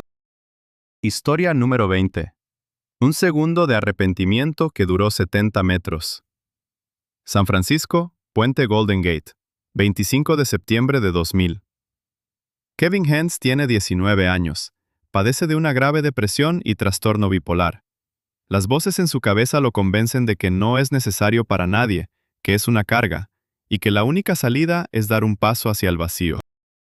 Toma un autobús, llorando durante todo el trayecto, esperando que alguien le pregunte, «Chico, ¿estás bien?». Si tan solo una persona le hubiera prestado atención, no habría hecho esto. Pero la gente desvió la mirada. En el puente, una turista le pidió que le tomara una foto, pero no notó las lágrimas en su rostro. Kevin se acercó a la barandilla, a 75 metros del agua. La velocidad de la caída sería de 120 kilómetros por hora. El impacto con el agua desde tal altura es comparable a chocar contra una pared de concreto. Las posibilidades de sobrevivir son menos del 1%. Se trepó sobre la barandilla y se impulsó hacia adelante. En el mismo instante en que sus manos se separaron del metal, una idea lo invadió. Una idea que atraviesa casi a todos los sobrevivientes de suicidio. Quiero vivir. Todos los problemas que antes parecían insuperables, de repente se volvieron pequeños y solucionables. Todo excepto uno. Ya estaba cayendo. En 4 segundos de caída, Kevin logró agruparse. Comprendió que si caía de espaldas lo pulverizaría. Estiró las piernas, intentando entrar en el agua como un soldado. El impacto fue monstruoso. Se rompió 2 vértebras, pero no se cortaron la médula espinal. Los fragmentos se detuvieron a 1 milímetro de los nervios. Sus pulmones fueron golpeados. No podía respirar. Kevin se hundió profundamente en el agua. El instinto de supervivencia, que despertó en el vuelo, lo obligó a nadar hacia la superficie. A pesar del enorme dolor en su espalda, emergió, atrapando aire con la boca. Pero entonces apareció un nuevo peligro. La corriente debajo del puente Golden Gate es muy fuerte y el agua gélida. Kevin comenzó a ahogarse. Y en ese momento ocurrió algo que los escépticos llamarían coincidencia, y los creyentes un milagro. Kevin sintió algo grande y resbaladizo empujándolo desde abajo. Pensó, un tiburón. Sobrevivía la caída solo para ser devorado por un tiburón. Pero no era un tiburón, era una otaria. El animal nadaba en círculos a su alrededor, empujándolo hacia la superficie, manteniendo su cabeza fuera del agua, hasta que llegó un barco de la Guardia Costera. Kevin Hazen se convirtió en una de las 36 personas que sobrevivieron saltando de este puente, entre miles de fallecidos. Hoy es un orador conocido y un activista por la prevención del suicidio. Comparte su historia para transmitir un mensaje sencillo. El momento en el que dejas ir la barandilla es el instante en que te das cuenta de que cometiste un error. No lo pongas a prueba por ti mismo. Kevin sobrevivió gracias a una foca, pero los héroes de nuestra próxima historia lo hicieron gracias a la cerveza. Sí, en un sentido literal. Durante un terremoto, quedaron atrapados bajo los escombros de un bar y bebieron lo que tenían a mano para no morir de sed. Historia número 21. La barra que se convirtió en arca. Ciudad de México. 19 de septiembre de 1985. Mañana. La ciudad despierta. La gente se apresura a trabajar. A las 7:19, la tierra tiembla. Un terremoto de magnitud 8.1 convierte el centro de la capital en polvo. Edificios multifamiliares se colapsan como acordeones, hospitales, hoteles, casas. Todo se derrumba en cuestión de segundos. En uno de los edificios destruidos, 3 sobrevivientes se encuentran atrapados bajo toneladas de hormigón en una burbuja de aire. Eran empleados de un pequeño bar, o tal vez, juerguistas que se quedaron hasta la mañana. La historia ha preservado sus nombres, pero lo importante son las circunstancias. Estaban atrapados en completa oscuridad. Había poco aire, pero suficiente para respirar. El problema principal fue la sed. Ciudad de México es una ciudad calurosa, y en el espacio confinado bajo los escombros, la temperatura comenzaba a elevarse rápidamente. No había agua, las tuberías estaban rotas. Pero la suerte o la ironía del destino quisieron que estuvieran atrapados en el almacén del bar. Alrededor de ellos, aunque milagrosamente, se mantenían cajas de cerveza y vino. En circunstancias normales, el alcohol deshidrata al cuerpo. Los médicos dirían que beber alcohol en tal situación es un suicidio. Pero estas personas no tenían opción. O bebían eso o morían de deshidratación. Pasaron 3 días bajo los escombros, 9 días en total. 9 días alimentándose exclusivamente del líquido de las botellas. Bebían cerveza para obtener algunas calorías y un poco de humedad. Bromeaban al decir que era la fiesta más larga de sus vidas, aunque en realidad estaban al borde de la locura por el miedo, el dolor y la embriaguez en la oscuridad. Cuando los rescatistas, ya sin esperanza de encontrar a alguien con vida, oyeron el golpe y llegaron hasta ellos, percibieron un fuerte olor a alcohol. Los 3 sobrevivientes estaban exhaustos y deshidratados. El alcohol, a fin de cuentas, no es un buen sustituto del agua, pero seguían vivos. Su rescate se convirtió en un símbolo del espíritu de vida de los mexicanos. Los periódicos escribieron: México no se destruye mientras haya tequila y esperanza. Más tarde, los médicos reconocieron que tal vez el azúcar y las calorías de las bebidas, así como el efecto sedante del alcohol, los ayudaron a no entrar en pánico y consumir menos oxígeno, lo que contribuyó a su supervivencia. Estas personas bebían por la vida en la oscuridad. Pero el héroe de nuestra siguiente historia solo bebió agua de mar y sangre de tortuga. Pasó en el océano no 9 días, ni siquiera 100, sino 438 días. Esta es la historia de José Salvador Alvarenga, un hombre que cruzó el Océano Pacífico en contra de su voluntad. Historia número 22. El hombre que se convirtió en parte del océano. México. Costa de Chiapas. 17 de noviembre de 2012. El pescador de 36 años, José Salvador Alvarenga, y su compañero de 22 años, Ezequiel Córdoba, salieron al mar en una lancha de fibra de vidrio de 7 metros. Planeaban pescar durante 30 horas y regresar con una abundante captura. De repente, se desató una tormenta que los meteorólogos llamaron el norte. El motor se detuvo, la radio falló, y la embarcación, como un trozo de madera, fue arrastrada hacia el océano abierto. Durante 5 días lucharon contra la tempestad, achicando agua con sus manos. Cuando la tormenta amainó, se encontraron a cientos de kilómetros de la costa. Drifting. Su dieta se transformó en la de un hombre primitivo. Capturaban peces a mano, mientras estos se refugiaban bajo la embarcación del sol. Atrapaban aves marinas que se posaban para descansar en el borde y tortugas. El mayor problema era el agua dulce. Cuando llovía, recolectaban agua en los caparazones de las tortugas. En la ausencia de lluvia, Alvarenga bebía sangre de tortugas y su propia orina. Su compañero joven no resistió. Ezequiel se negaba a comer pescado crudo y aves. Su cuerpo se debilitaba, cayó en depresión y tras 4 meses murió de hambre. Antes de fallecer, hizo que Alvarenga le prometiera no comer su cuerpo y encontrar a su madre para contarle lo sucedido. Alvarenga mantuvo conversaciones durante 6 días con el cuerpo de su amigo, incapaz de aceptar su muerte, hasta que finalmente lo enterró en el océano. Se quedó solo. La soledad era más aterradora que el hambre. Alvarenga imaginó amigos, cantó canciones y se contó chistes a sí mismo.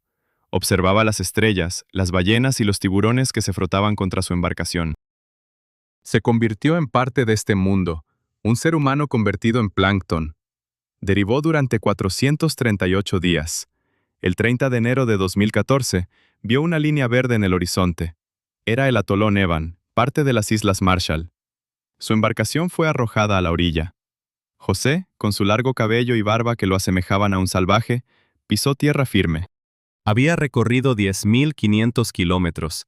Inicialmente, los lugareños no le creyeron, pero la verificación de corrientes y tiempos confirmó su relato. José Salvador Alvarenga estableció un récord absoluto de supervivencia en solitario en la historia moderna. No solo sobrevivió, se adaptó. Alvarenga se convirtió en parte de la naturaleza. Pero el héroe de nuestra próxima historia, en cambio, se impuso a la naturaleza con su voluntad. Pasó 40 años cultivando un bosque en el desierto, utilizando únicamente cubos de agua y una tenacidad sobrehumana. Historia número 23. El hombre que plantó un bosque en el desierto. India, estado de Assam, 1979. Un joven de 16 años llamado Yadav Payeng se encuentra en medio de una árida extensión de arena a la orilla del río Brahmaputra. Tras una fuerte inundación, el agua retrocedió, dejando una tierra muerta, salpicada de cuerpos de serpientes secas al sol. Esta imagen conmovió el corazón de Yadav. Preguntó a los ancianos de la aldea, ¿qué debo hacer? Le dieron unos esquejes de bambú y le dijeron, plántalos, tal vez algo crezca. Yadav hizo algo más. Decidió devolver la vida a esa tierra. Cada día durante los siguientes 40 años, Yadav Payeng plantó árboles solo. Primero plantó bambú, luego otros árboles más grandes. No contaba con maquinaria. Transportaba agua del río en ollas de barro, traía hormigas rojas de su aldea para mejorar el suelo, fertilizaba la tierra con estiércol de búfalos. Al principio se reían de él. El loco del bosque, decían en la aldea. Pero Yadav ignoró las burlas, siguió plantando. Los árboles crecieron, apareció hierba, luego llegaron los insectos, y después las aves. Luego aparecieron ciervos, conejos y jabalíes. Tras 30 años, en el lugar de la desierta y muerta barra de arena, creció un verdadero bosque de 550 hectáreas. Este es más grande que el Central Park de Nueva York. En este bosque regresaron los tigres y los rinocerontes. Una manada de 100 elefantes comenzó a aparecer aquí durante varios meses al año. El mundo no conoció su subespecie hasta 2008, cuando un fotógrafo naturalista se topó accidentalmente con el bosque. No podía creer lo que veían sus ojos. En el mapa había un desierto. Los habitantes locales le señalaron a un hombre vestido de manera sencilla que vivía en una choza al borde de este bosque. Ese hombre era Yadav Payeng. Él cultivó este bosque, que se convirtió en el hogar de cientos de especies de animales, modificó microclimas y salvó la isla de la erosión. Cuando le preguntaron por qué lo hizo, respondió: simplemente planté árboles para que los animales tuvieran un hogar. Si no cuidamos de la naturaleza, ¿quién lo hará? Jadav Payeng, el hombre del bosque de India, demostró que una persona con un balde de agua y un sueño puede lograr más que gobiernos enteros con sus costosas iniciativas. Jadav creó un ecosistema, pero la heroína de nuestra próxima historia sobrevivió al convertirse en parte de un ecosistema ajeno.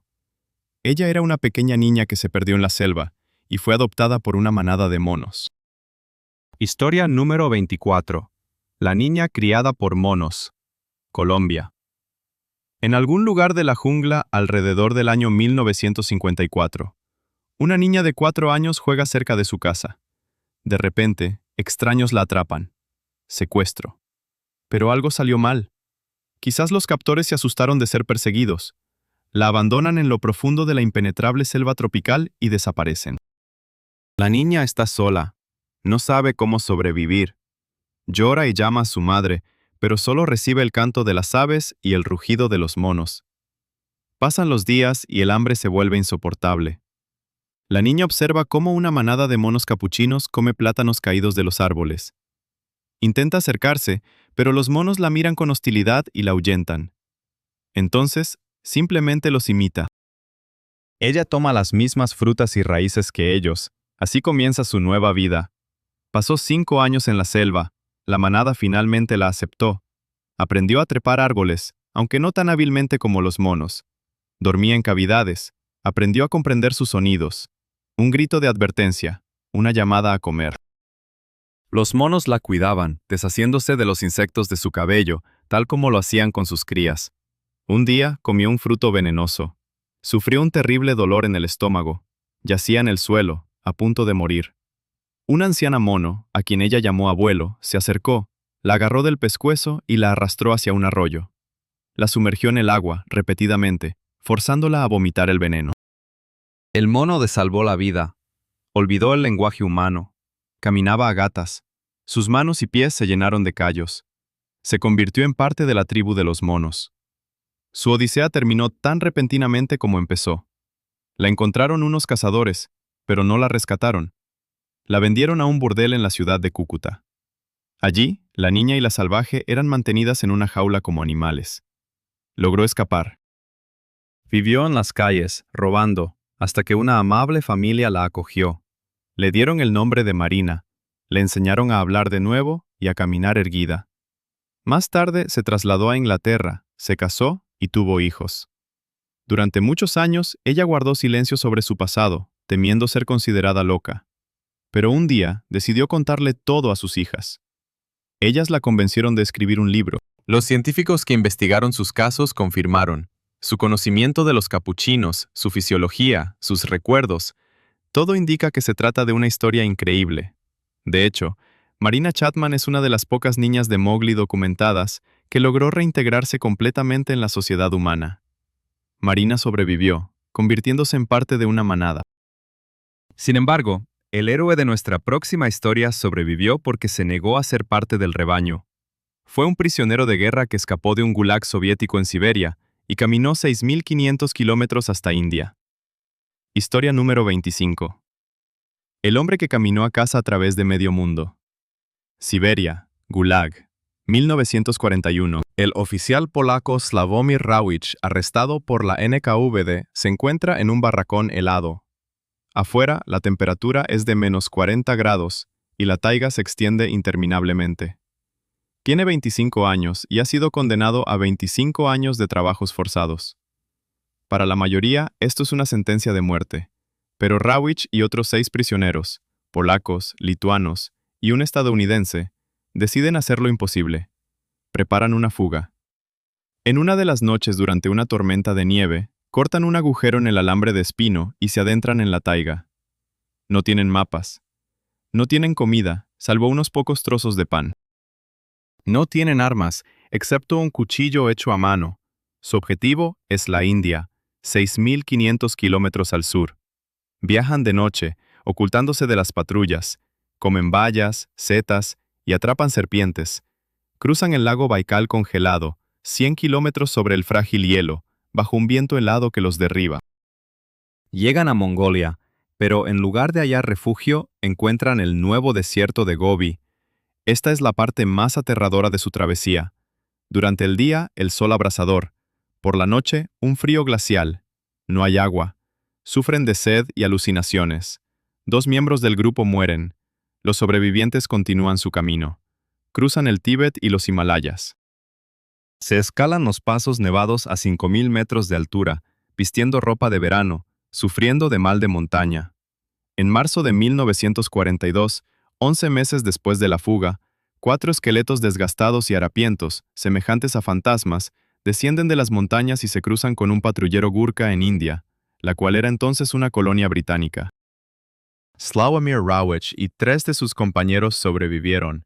Su historia, narrada en el libro El largo camino, se convirtió en un símbolo de la voluntad inhumana por la libertad. A pesar de las posteriores disputas sobre la veracidad de todos los detalles en el libro de Rawicz, o si él simplemente relató la historia de otros fugitivos, el hecho permanece. Tal travesía fue realizada. Personas atravesaron 3 de las zonas naturales más severas del planeta, guiadas únicamente por la esperanza. Rawicz y sus amigos se dirigían al sur, pero la heroína de nuestra siguiente historia se aventuró hacia el norte, al corazón de Alaska, para construir una casa en la soledad y vivir allí durante 30 años, convirtiéndose en una leyenda del frente americano. Historia número 26. La mujer que se convirtió en la reina de la naturaleza salvaje.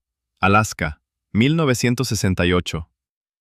Richard Proenneke, un mecánico retirado de 52 años, decide hacer realidad su sueño de toda la vida. Encuentra un remoto lago en las montañas, al que llama Twin Lakes, y construye allí una cabaña de troncos. Solo, usando únicamente herramientas manuales. Vivió allí durante 30 años.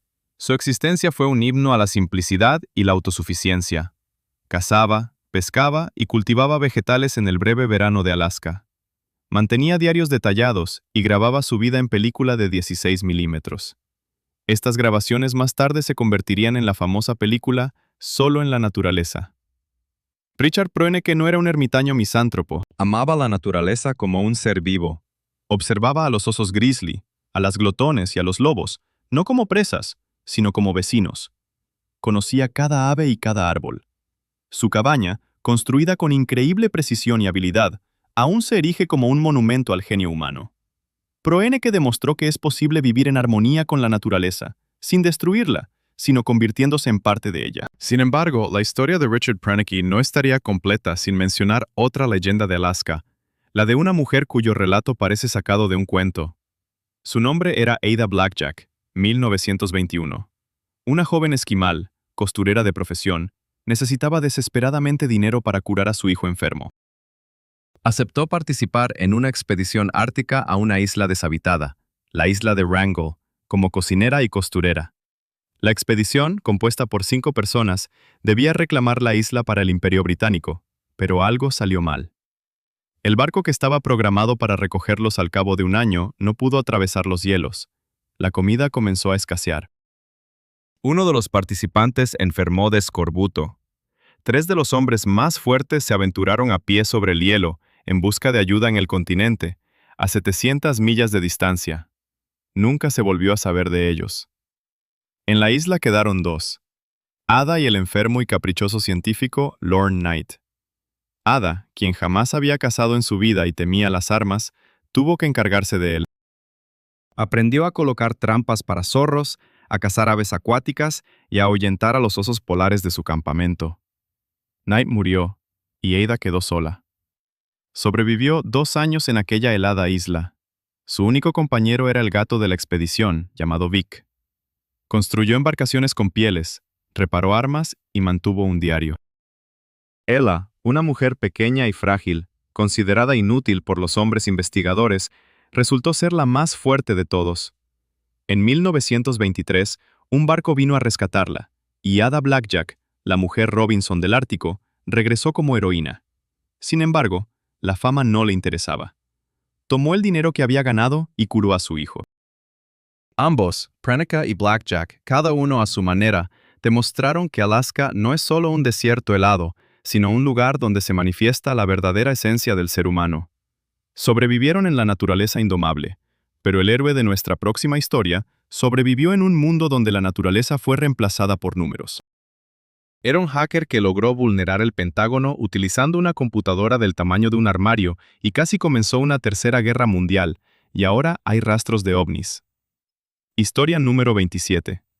Un hacker que buscaba extraterrestres en las computadoras del Pentágono. Londres. A principios de los años 2000, Gary McKinnon, un administrador de sistemas desempleado, se sienta en su pequeña habitación iluminada solo por la luz azul del monitor. No busca cuentas bancarias ni secretos gubernamentales. Está en busca de la verdad. Gary es un ufólogo. Cree firmemente que el gobierno de los Estados Unidos oculta tecnologías obtenidas de extraterrestres. Él leía los testimonios de testigos que afirmaban haber visto en la NASA y en el Pentágono fotografías de naves extraterrestres y listados de oficiales no terrícolas. Usando una vieja computadora con un módem de 56 kilobits por segundo, una velocidad a la que la descarga de una sola canción tardaba media hora, Gary comenzó su cruzada. Programó en Perl una sencilla aplicación que escaneaba miles de computadoras en las redes del ejército estadounidense, la Marina y la NASA, en busca de máquinas sin contraseñas, y encontró cientos de ellas. Durante 2 años, desde febrero de 2001 hasta marzo de 2002, Gary McKinnon tuvo acceso prácticamente ilimitado a las redes más secretas del mundo. Deambulaba por los pasillos virtuales del Pentágono, del Comando Espacial de Estados Unidos y de los laboratorios de la Marina. No lo hacía con malas intenciones, se sentía como un niño en una confitería. Dejó en las pantallas de las computadoras militares mensajes como «Su seguridad es una broma». En una ocasión, se topó con una carpeta titulada «Oficiales no terrícolas». Comenzó a descargar un archivo, pero su lenta conexión se interrumpió a mitad de camino. En otra ocasión, accedió a una computadora en el Centro Espacial Johnson de Houston y vio en la pantalla una imagen de alta resolución. Era un objeto plateado y alargado, suspendido sobre el hemisferio norte. Estaba convencido de que se trataba de una nave alienígena. Pero en ese momento, un ingeniero de la NASA notó que el cursor se movía en su pantalla y cortó la conexión. Sin embargo, sus acciones no fueron inocentes. Después de los ataques de la DNATSET de septiembre de 2001, las autoridades estadounidenses se encontraban en un estado de paranoia. Cuando detectaron la intrusión, decidieron que se trataba de un ciberterrorismo. Las acciones de Gary causaron que una red de 2.000 computadoras del Distrito Militar de Washington, encargada de la seguridad de la capital, se interrumpiera durante 24 horas. El daño fue estimado en $700,000. En el año 2002 fue arrestado. Estados Unidos solicitó su extradición, acusándolo de ser el mayor hacker militar de todos los tiempos. Podía enfrentarse a 70 años de prisión. Durante 10 años luchó contra la extradición. Sus abogados argumentaron que no era un terrorista, sino simplemente un curioso con el síndrome de Asperger. Al final, el gobierno británico se negó a entregarlo a Estados Unidos. Gary McKinnon nunca halló pruebas definitivas de la existencia de extraterrestres, pero demostró que a veces el sistema de seguridad más confiable del mundo puede ser vulnerado por una sola persona obstinada en pijama. Gary buscaba naves en el cielo, pero el héroe de nuestra siguiente historia encontró una nave en la tierra, en el desierto. Era un arqueólogo que descubrió la antigua barca solar del faraón Jufu y pagó por este hallazgo con una maldición que lo persiguió toda su vida. Historia número 28. La maldición de la barca solar y el arqueólogo que temía dormir. Egipto, meseta de Giza. El año 1954. El sol ardiente ablanda las piedras a los pies de la gran pirámide de Jufu. Un joven arqueólogo egipcio, Kamal el-Malak, dirige una tarea rutinaria de limpieza de escombros junto a la pared sur de la pirámide. De repente, un trabajador se topa con una gigantesca losa de yeso. Debajo hay otras 41. Esa es la cubierta de una cámara subterránea herméticamente sellada. Kamal se da cuenta de que está a las puertas de un descubrimiento monumental. Perfora un pequeño agujero en una de las losas, introduce un espejo para captar un rayo de sol y se asoma al interior. El aroma de cedro y de inciensos, encerrado durante 4 años y medio, le golpea en la cara. Abajo, en perfecto estado, yace desmantelada una gigantesca embarcación de madera. Era la barca solar del faraón Jufu, Un barco funerario destinado a llevar el alma del rey a través del Nilo celestial hacia el más allá. Este hallazgo era comparable en importancia al descubrimiento de la tumba de Tutankamón. Kamal el-Malak de repente se convirtió en un héroe. Los periódicos de todo el mundo escribieron sobre él. Pero aquella misma noche, cuando se adentró en la tumba, su vida se transformó en una pesadilla. Tuvo un sueño. Vio al faraón Yufu de pie en la cubierta de su barco, señalándole con el dedo. «Has perturbado mi descanso», decía el fantasma. «Pagarás por ello». A partir de ese día, Kamal dejó de dormir. Cada noche era atormentado por pesadillas. Ya sea que se ahogaba en el Nilo, lo sepultaban con arena en el desierto, o las momias lo perseguían por los pasillos de la pirámide. Adelgazó y se volvió irritable. Comenzó a temer a la oscuridad. Sus amigos, académicos, se reían de él. «Kamal, eres una persona educada. ¡Qué maldición! Es solo estrés por la fama». Pero acontecimientos extraños continuaron sucediendo. El restaurador principal que trabajaba en el ensamblaje de la barca murió de un infarto en pleno trabajo.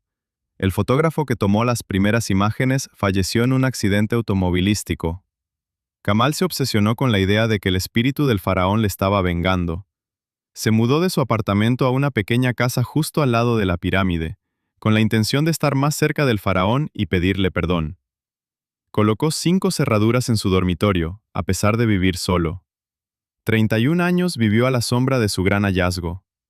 En 1985, Kamal el-Malak, ya anciano y atormentado por la insomnio, se quitó la vida. En su nota de despedida escribió: «No puedo más, el faraón me llama, me voy con él». Si esto fue una verdadera maldición, o simplemente un juego de la imaginación de un hombre abrumado por la responsabilidad, nunca lo sabremos. Pero la historia de la barca maldita se convirtió en una advertencia para todos aquellos que se atrevan a perturbar el sueño de la eternidad. Kamal el-Malak encontró el barco bajo tierra, pero los héroes de nuestra siguiente historia construyeron un barco en la tierra, para volar hacia el cielo, y su vuelo se convirtió en la aventura más increíble y conmovedora en la historia de la aerostática. Historia número 29. Una bolsa de papel que abrió el cielo a la humanidad.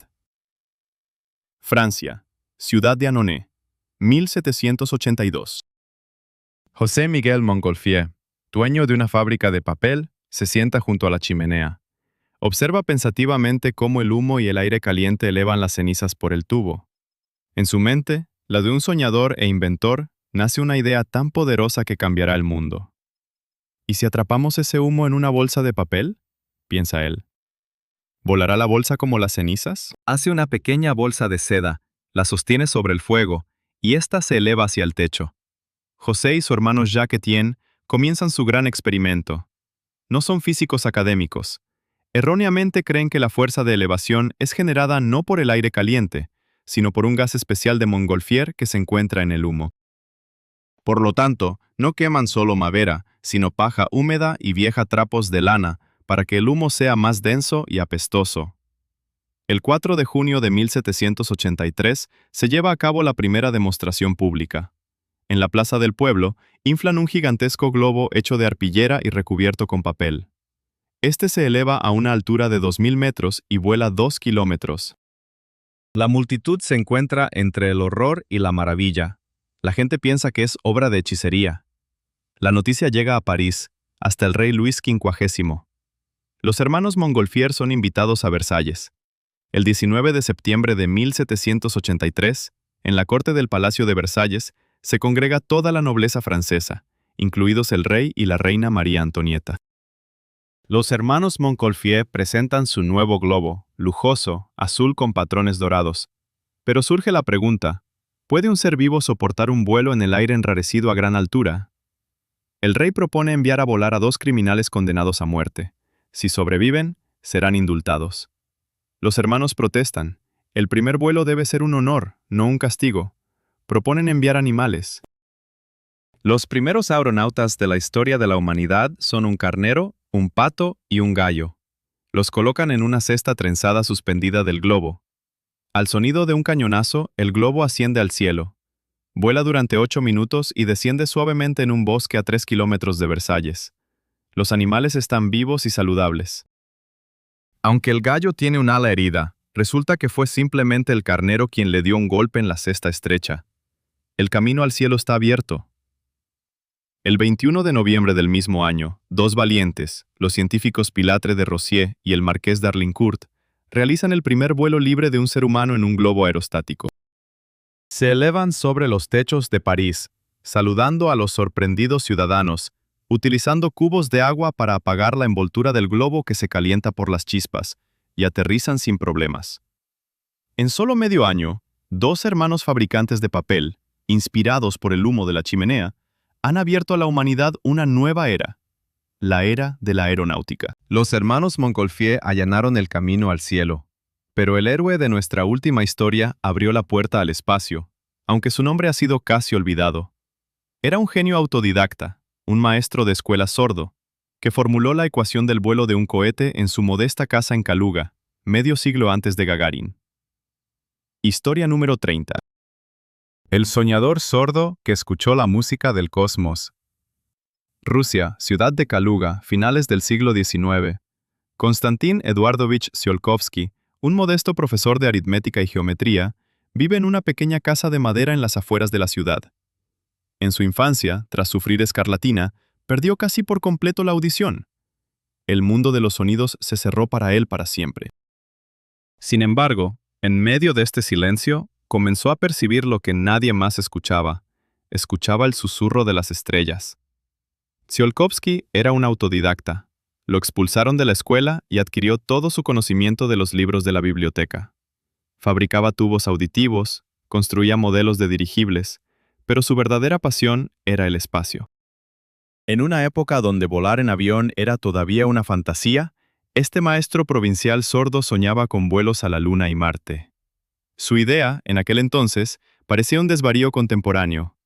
Escribía trabajos científicos sobre la ingravidez, sobre cohetes de varias etapas, sobre trajes espaciales.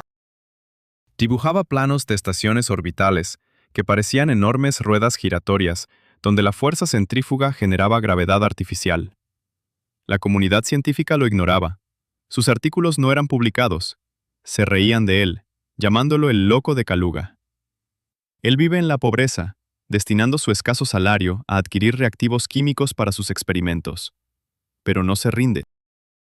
En 1903, en una publicación poco conocida titulada Revista de Ciencia, se publica su obra principal, un estudio sobre los espacios cósmicos y los instrumentos de propulsión.